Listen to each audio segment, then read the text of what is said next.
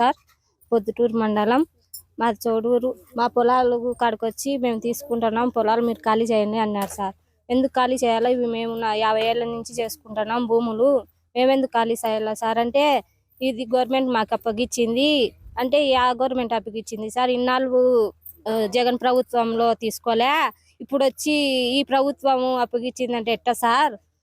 ఇప్పుడు మీరు గెలిచినారు, ప్రజలకు న్యాయం చేస్తామని గెలిచినారు, ప్రజల కడుపు మీద కొడితే ఎట్లా సార్ అంటే, ఇది మీరు చేయాలమ్మా ఖాళీ, మీరు చేయకుంటే బాగుండదు, పోలీసు వాళ్ళు సార్ వచ్చి కేసులు పెడతాము, క్రిమినల్ కేసులు పెడతాం, స్టేషన్లో వేసి కుళ్ళపరచాం అంటున్నారు సార్.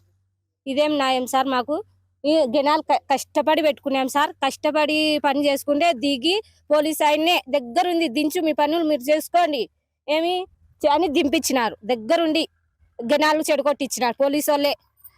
ఏం సార్ ఇట్లా చేస్తున్నారు? ఆపండి సార్, మేము మా అన్నని పిలుచుకొచ్చుకుంటాం, రాజమౌళి అన్ననంటే పోమ్మా, వాళ్ళ పని వాళ్ళు చేసుకుంటారు, వాళ్ళ తోటలు వాళ్ళు చేసుకుంటారు, మీ కాడ కాగితం ఉందే ఇయ్యండి, కాగితం ఉంటే ఆపుతాం అంటారు సార్.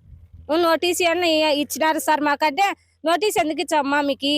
మీదేమన్నా భూమి? ఇది ప్రభుత్వాన్ని, మీకు ఎందుకు ఇవ్వాలా? పట్టుంది ఏమన్నా అంటారు సార్. మిందికి వచ్చారు, లాఠీ చార్జ్ చేస్తామంటారు సార్.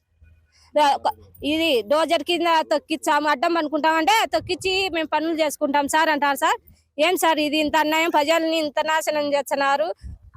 మేము అన్నం సార్, పిల్లలకి మేము చేసుకుంటే తినాలా, లేకపోతే లేదు సార్. దీంట్లో మేము పండించుకుంటే గింజలు వచ్చి పడతాయి ఇంట్లో, లేకపోతే తల్లుల పిల్లలు పచ్చి అనుకోవాలా సార్. మాకు న్యాయం కావాలా సార్. మేము న్యాయం కోసం ఆయనను ఆశ్రయించినాం, జగన్ సార్ని, రాజమౌళి సార్.